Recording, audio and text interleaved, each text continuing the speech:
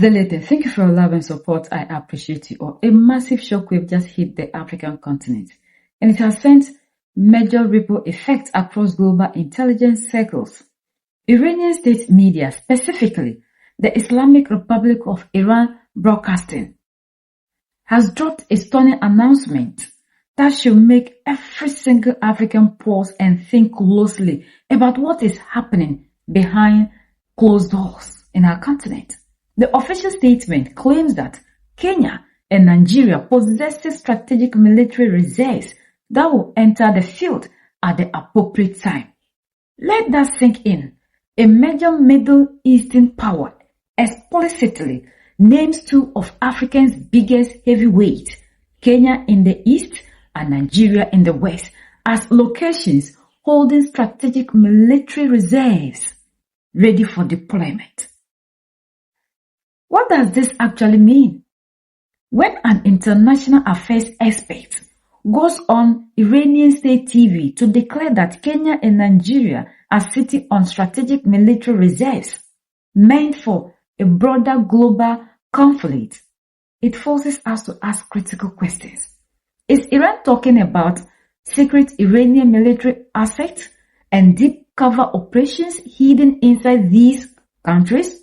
Or, more realistically, is Iran pointing a finger at the massive unchecked Western military footprints, secret drones stations, foreign troop deployments that Western nations have set up inside Kenya and Nigeria? No matter how you look at it, the implications are deeply troubling. Whether these reserves belong to the West or covert networks connected to Eastern blocs, one absolute reality remains. Kenya and Nigeria have just been dragged straight into the crosshairs of a potential global war. The moment your nation is named by a nuclear-capable power as a site for strategic military reserves, your territory stops being just an African country. It becomes a high-value military target. This brings us directly back to the prophetic warnings of our all-in-all, the savior, the protector, Captain Ibrahim Traore of Burkina Faso. For months, Captain Ibrahim Traore, alongside leaders like our all-in-all General Assimi Goïta in Mali and our all-in-all General Abdurrahmani Chiani in Niger, have been warning the continent about the arrival of what he calls the Black Winter. When Traore spoke about the coming of a harsh, relentless Black Winter, many mainstream commentators dismiss him. They claim these young leaders in the Sahel were simply being radical, undiplomatic, or overly confrontational. But look at what is happening now. The Black Winter is exactly what we are seeing unfold. It is a chilling reality where the fires of foreign conflicts are deliberately brought to the African soil. Traore and Goïta saw the writing on the wall. They understood that you cannot claim to be a sovereign nation while allowing foreign armies to build massive bases, operate predator drones, and station thousands of troops in your backyard. This is why they took the bold historic step to expel foreign troops and shut down Western military bases entirely. They choose to protect their own people from becoming collateral damage in wars that do not belong to Africa. In stark contrast, look at what the political leadership in Kenya under President Ruto and Nigerian under the president of Bola Ahmed Tinubu has done. Instead of prioritizing absolute sovereignty, they have opened their doors wider to foreign military partnerships. They have kept these bases alive, welcoming Western military cooperation with open arms. And what is the reward for this compliance? Iran has now officially put a target on East and West Africa. Historically, global superpowers have always avoided fighting each other directly on their own soil. Washington, Moscow, and Tehran are well aware of the devastating consequences of intercontinental ballistic missiles and nuclear weapons hitting their own major cities. Because they refuse to destroy their own infrastructure, they constantly look for what they consider neutral ground to test their latest weapons, flex their military muscles, and fight their proxy wars. Tragically, for decades, that cheap and easy neutral ground has always been Africa. We have watched them test their strategies and weapon systems in the Democratic Republic of Congo, across the Sahel, and throughout the ongoing tragedy in Sudan. Now, based on these new intelligence disclosures, they are preparing to bring that theater of destruction directly into the heart of Nigeria and Kenya. When a country allows a foreign superpower to establish a military base on its soil, that base acts as a lightning rod. If Iran decides to strike back against Western interests, they will not necessarily launch a missile at Washington. They will target the softness, most exposed Western military installations available, and those happen to be sitting in countries like Kenya and Nigeria. We saw this exact pattern play out across the Middle East, where every nation housing a U.S. military base became an immediate target for retaliatory strikes.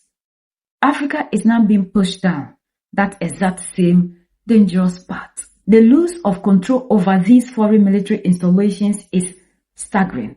Consider the eye-opening disclosures regarding military bases across parts of West Africa, such as Ghana, where investigative reports have shown that even sovereign African presidents and national security teams are completely banned from entering certain restricted zones of foreign bases built on their own soil. You remember that speech made by Kwesi Pratt. Foreign troops operating within these borders are frequently granted total legal immunity, meaning they cannot be tried in local courts regardless of what they do.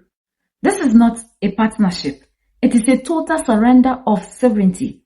This is precisely why the leaders of Mali, Niger, and Burkina Faso realized they had zero control over what these foreign bases were actually doing, prompting them to shut them down completely.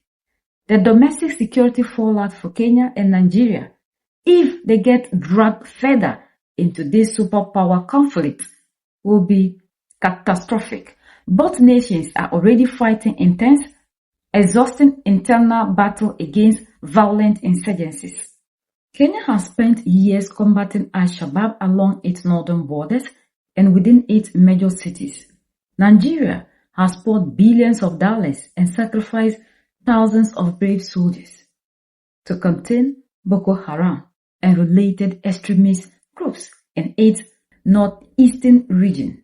If Iran launches a strike or triggers a conflict involving the military assets inside Kenya or Nigeria, these African governments will be forced to redirect their entire military focus, intelligence apparatus, and financial resources toward defending against an international adversary. The moment Nigerians lose focus on Boko Haram to deal with a global superpower standoff, Boko Haram will instantly seize that opportunity to rebuild, launch massive new offensives, and terrorize innocent citizens. The moment Kenya is forced to focus on international missile threats or global retaliation, Al-Shabaab will find the security vacuum they need to strike deep into East Africa. By trying to please foreign masters, these leaders are directly exposing their own citizens to severe domestic terror threats. This brings us to the core issue, the deep betrayal by our current political leadership. We are witnessing leaders who seem more interested in serving the strategic interests of Western capitals than protecting the lives of their own people. Why is President William Ruto being celebrated at G7 summit and paraded around Western capitals? Why is President Bola Tinubu constantly traveling to Paris and London to secure endorsement from Western powers? To understand this, we must look to the external wisdom of the legendary African revolutionary leader, Samora Machel of Mozambique. Machel left us with a guided rule for African liberation. He said, and I quote, "The day you hear the Western powers praising me, the day you see them clapping for me, you must look at me closely and understand that I have betrayed you." End of quote. When you see Western leaders laying out red carpet, singing praises, and calling African presidents their best friends or key strategic partners, it is not because they love Africa. It is because those African leaders have agreed to play a compliance role that serves Western interests, even if it means turning their own nations into potential battlefields. Let's be clear. Africa stands at a critical historical crossroads, and the Black Winter is knocking loudly at our door. We can no longer afford to let our continent be divided into spheres of foreign influence. The involvement of Kenya means the destabilization of East Africa.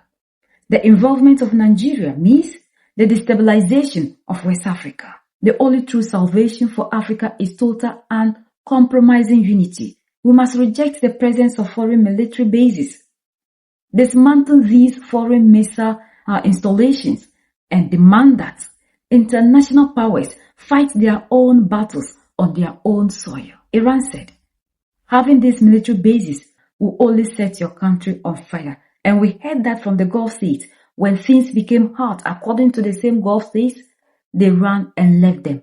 They used the word they were abandoned. We are the only ones that can set ourselves free. United we stand, divided we fall, and united we keep standing forever and ever. The greatest enemy of the African is mental slavery. So let's decolonize ourselves from mental slavery. Let's keep sharing to educate our brothers and sisters. Together we'll make Africa great for ourselves and the next generations that are going to come. So that's the latest around the world. In Africa, West Africa, and in Nigeria, and in Kenya.